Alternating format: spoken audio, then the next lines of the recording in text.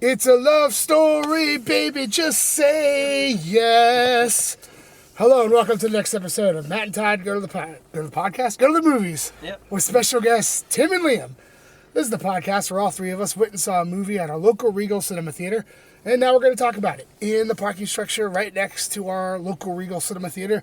And we're going to talk about such things as, should you see this movie? Should you not see this movie? Should you bring your kids? Should you bring a date? Should you go by yourself? Do you need to pay attention? Can you slack off? Can you snack? Can you nap? Can you craft? Can you do whatever? Can you sneak chicken in that you cooked for dinner and didn't have time to eat before the movie? All these things we try to, get some advice on to you, the listener. I am Todd Dober. And I'm Matt Malloy, and yes, I did sneak chicken in that I made and didn't have time to eat for dinner. I was so proud. Yes, I ate it before the movie even started. It was glorious. Well, so yes, we're back. We watched a movie. This movie is called Nosferatu. It's a remake of a very old... one of the original movie. Vampire movie. And we're going to tell you all about it. Without any spoilers, of course. And Tim, is there anyone of note in this movie that we would recognize? I would say yes, although recognize might not be the word for Bill Skarsgård as the Nosferatu himself, under a heavy set of makeup and prosthetics and all kinds of stuff. He's not what he looks like? What? He's also most famous for playing another creature, Pennywise from the new It movies the last few years. And then we also have Nicholas Hoult in this. He's the husband of the lead character. He's been in lots of stuff over the years, mostly the X-Men movies. He was the Young Beast, and he was in Renfield. And that's true. He's pretty connected to this movie. Vampires, and he will be Lex Luthor in the upcoming Superman movie. So he's been a rising star for a while. The main character, Ellen, here is played by Lily-Rose Depp, a.k.a. Johnny Depp's daughter. I don't know what she's been in to this point. Has anybody seen her in anything? She's been in some Kevin Smith movies. Okay, yeah. So she's the lead character. Most notably Yoga Hosers.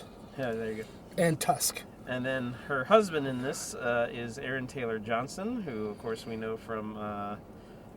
lots of things over the years. He was Quicksilver in the MCU. He was in Bullet Train. He was in the American Godzilla movies of the last few years. Or the first just one. Just the first one. And he's been around a while. He was also just Kraven the Hunter. Yeah. Which none of us saw yet, I don't think. Emma Corrin shows up as his character's wife. She, of course, was just recently in Deadpool and Wolverine as... Cassandra Nova. Cassandra Nova. That's the main villain of that movie. And then the other recognizable actor is good old Willem Dafoe. Shows up as a cult expert in this movie. So we got Beast, Kraven, Green Goblin. We got both Beasts. Cassandra Nova. and Green Goblin. Yeah, right. Yeah, so of course... all in one movie. Willem Dafoe, of course, this is a movie right in his wheelhouse. And that's it, I'd say, for recognizable names. All right. Well, what is this movie Nosferatu all about? Well, it's about a vampire, okay? Yeah. This vampire is called Nosferatu. I don't know if it is a Nosferatu or if that's his name. Well, I guess that's not his name. He has a different name. I feel like they kind of referred to it as like he is a Nosferatu. Right. There are multiple, there are different ones. They never use the word vampire in this movie. No. They used Once. Once. Once. Okay. Yeah, he did call him a vampire. Yeah. Of some sort. Got it. I must have missed it. It was quick. Yeah, it wasn't meant to be. Well, okay. So, but he is a vampire. Without doing a lot of spoilers, I'll say that we have a woman who's just been married, who has a connection, kind of a spiritual, psychic connection to this vampire who's far away in another land. And her husband is sent off to go meet with this vampire who's just assumed to be a human at that point, and get him to buy some property in the town that Buy a they house. live in. Yeah, buy a house. Sign a that's- deed. Count Oleg or Right. Orlok. Orlok. something. Yeah. So he makes this journey, meets up with the guy, finds out he's a vampire, and so then it is the travel of the husband back to the town. It's the travel of the vampire to his new residence, and it's the residents of the town trying to figure out what's going on because he's slowly exerting more and more power over his new town. And they try and figure out what to do about that. And that's what Nosferatu is all about.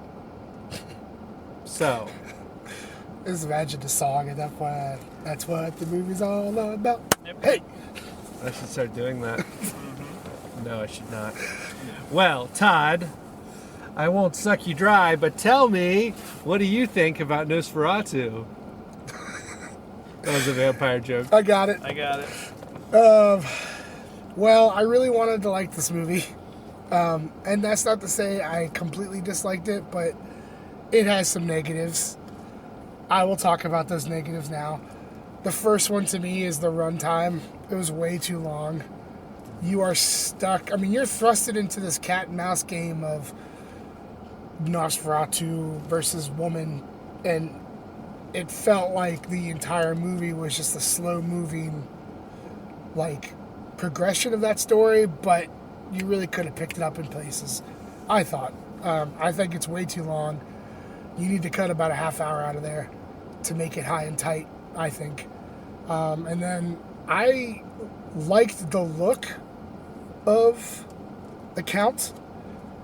I did not like that he was asthmatic and everything was a breathing problem. Like, it was very distracting.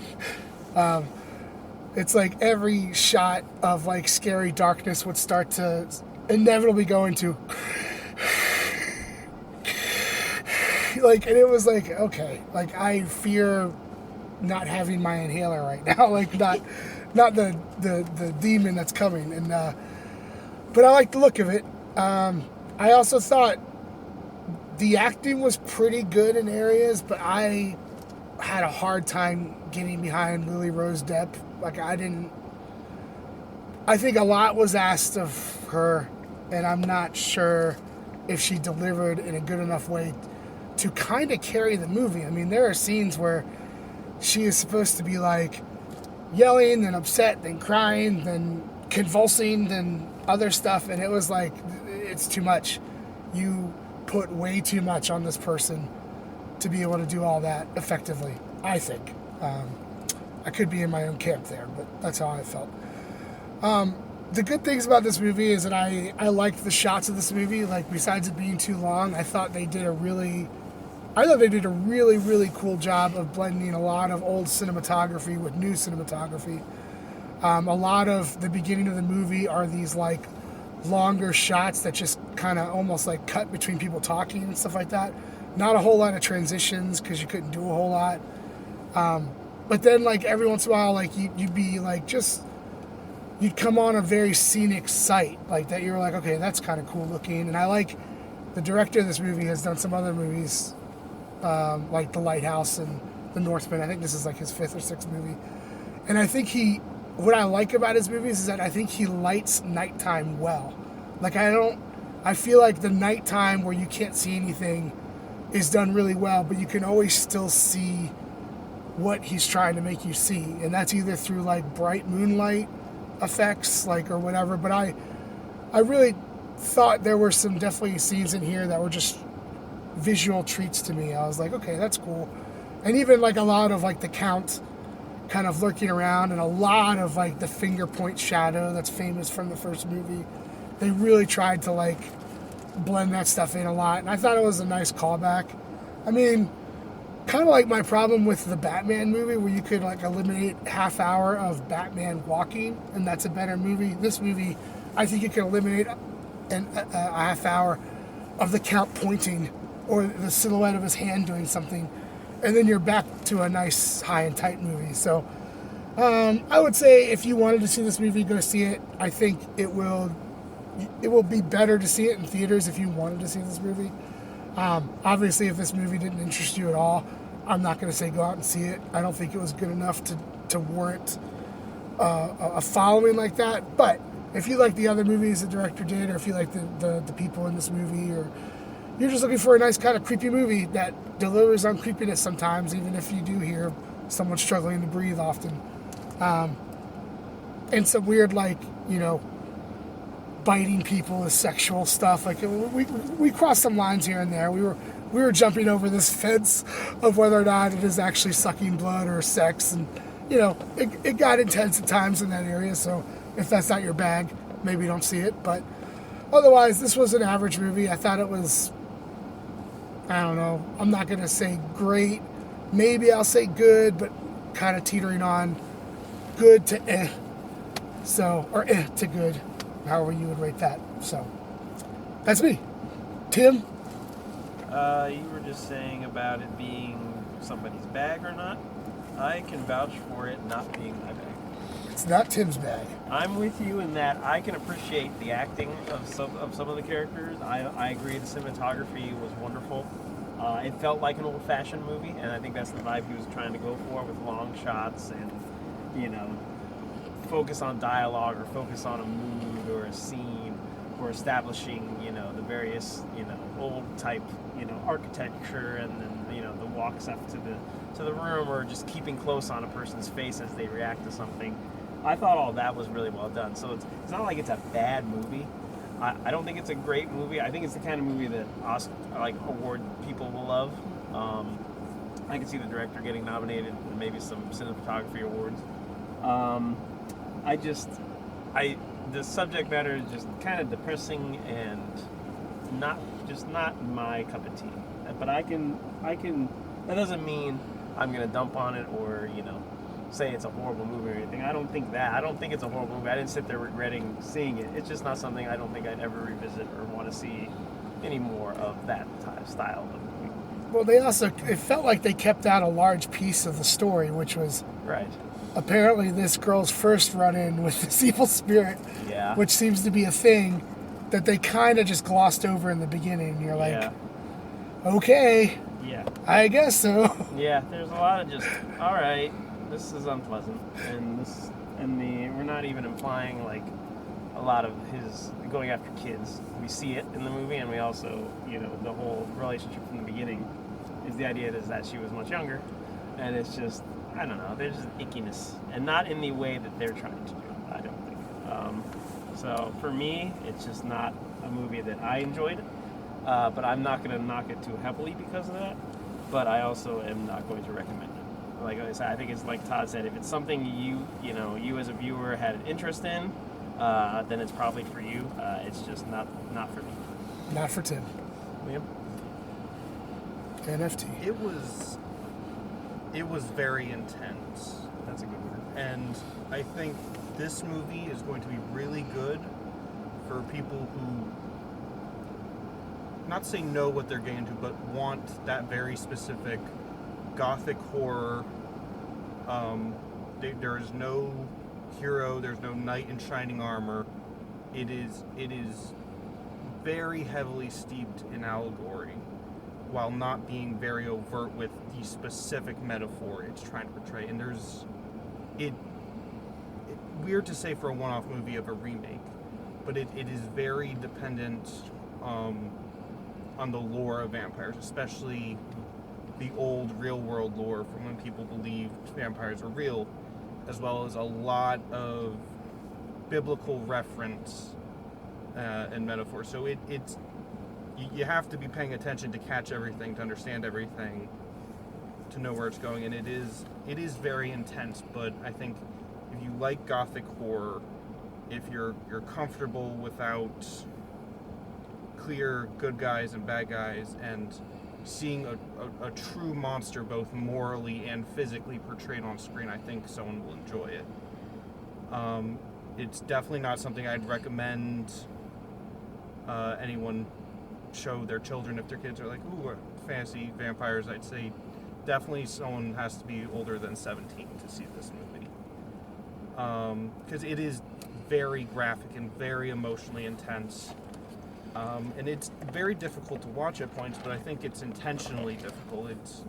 It achieves the extreme discomfort and disgust that a character like Count Orlok would cause in real life. If a person like that, if you encounter a person like that and a creature that can do those things and acts in that way. So I think it achieved what it was going for, but it's definitely very niche. Fair. Matt? Well, I guess I look at this movie as a series of pros and cons. Yep. I mean, I think that's a fair way to look at it. There are the horror fan in me thinks there's some nice practical effects. There's some nice blood sucking scenarios in here. I think you mentioned it when we were inside, not on the podcast, but the sucking of the heart, rather than the neck, as a traditional vampire would do, was interesting. However, I agree with you, Todd, that too long. I would say even an hour too long. Yeah. There was just a lot of story in the beginning that I don't think you really needed all of that to get to where we got to. But we got what we got. It was very intense. That's a good word, Liam. And I think overall it was just too long and too much exposition for me to really get into it. And I guess the main town was in Germany, and I understand why we didn't do German with subtitles. I was thinking about that a lot. However, why are these people speaking with British accents? British Period actors. piece in Europe, always going to be British. Yes. And British actors, pretty much. Yeah, true. I guess that's... I think to our point of it being too long was that there's a point where the Count and the main woman meet up, and you're like, oh, here we go, crescendo. And it's like, I'll give you 3 more nights. Yeah. And I was like, oh, no, Count, don't do that. Like, Yeah. let's get this now. Let's just do this. This Get this feels done. good right And now. also, he's like, and some terrible things are going to happen. I'm like, terrible things have already happened. Yeah. Right. I'll give you a couple more nights, whatever. I'm not going anywhere. I'm like, well, we want to go somewhere, Count. Like, I want this to wrap up. This feels like a good time for it. I agree. That moment in the movie where he Yeah. said you have 3 nights, I was like, my spirit was crushed a little bit. Yeah. Because I was like, I just want this to be done. Without going like- too much into any kind of spoiler, No, my no. other biggest problem that I can't really go into is that the Count is an idiot. Like that's Yeah. the crux of this movie. Yeah, is that the Count is just dumb. And Willem Dafoe's it's character like, basically wh- says the way to beat what? him is to take advantage of his Also, William like, Dafoe blind finds spot. the way to beat him from a book that the Count presumably gave his other his accomplice. acolyte. Yeah. And you're like, so you're just dumb. That's what we're going for. Okay, you're Maybe just it's dumb. It's commentary cool. on pride. Oh, I'm like, oh my gosh. Yeah. Like, Could be. Well, I didn't like this movie. I think I sort of side with you, Tim, in saying that like this wasn't for me. I didn't have any familiarity with the source material, Oh, yeah, the no, I've original never movie seen or the anything like that. And I kind of just felt like this is for someone else who really wants to sit here for however long we sat there. It was close to 3 hours, I think. Yeah, Definitely it over had to be- 2. Definitely 2+ for sure. Or maybe 2.5. It's also interesting to me that they would remake Nosferatu and just not remake Bram Stoker's Dracula, which based on which that yeah. movie is universally inspired panned. Nosferatu, the original. And it's like, why? Yeah, I'm like, why can't we just do that movie over again and make it a ton better? Right. Yeah. So, yeah, I would say you can skip this one. Yeah, That's my Fair. official opinion. It's weird. I mean, I'm gonna land on you can skip this one too, but that doesn't even. I don't think that even reflects in my rating. It's just more like the knowledge of, Yeah. You can. Well, getting down to it here, how many? sexual encounter dreams would you have? Because that seems to be the common theme of this movie, is that every time someone has a dream, the There were a lot of moans dreams in this. start coming in, and those are not No. dreaming moans. Those are Nope. something else is going on. I was like, holy shit, here we go. Another sexual dream is going on. Sucking. Woo, gosh. A lot of stuff. Obviously 0 being the worst, because then you're having no sexual dreams, and that's just not fun. 5 being the best, because then you got almost a full week. That's a good average right there. Matt? Well, this is one of our best rating scales Well, ever. great to start the year. It really was like every time someone was in a dream, it started with, It did. and then it really got into the ooh, and it's like, what is happening? Why? Saying he's coming. I know. It was- I know. Woo, it was rough, Yeah. but funny. I had a hard time containing my laughter at Yeah. times. Yes. These poor actors. Well, I'm going to go with 2 sexual encounter dreams out of 5. This wasn't a bad movie. It wasn't a terrible movie, but it wasn't for me, and it was just too much. Too much might be the theme. Yes. Tim? That's funny. That's the exact number I had in my head about this, because like I don't want to knock the filmmaking aspects of it. Like I said, like the visuals, the shots. Like yeah, did it go on too long? Yes, but like you could tell the director took his time on this and really wanted to look a certain way, and I kind of want to applaud him for that, even if it wasn't for me. I mean, the shots were very well done. So for me, I'm also at a 2.0. Liam? 3.5. It again, just only see it if you really know what you're going into and know that it is something you want to see. Fair. I'm gonna land on a 2.8. Like, I think this was an above average movie, but I think if you wanted to make this a banger, it would have been 30 to 45 minutes shorter. We would have done everything that we would have cut the entire story of this woman, had some form of weird relationship with Nosferatu to begin with.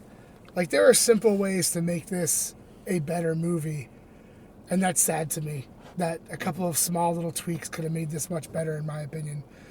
But also, I mean, like, I kind of knew we were going into a movie where the story was not going to make a ton of sense, because that's how I felt with The Northman when we watched it. Like, I liked watching that movie, and I enjoyed the story, but it was like, yeah, not a lot of this makes sense. It's just kind of visually driven.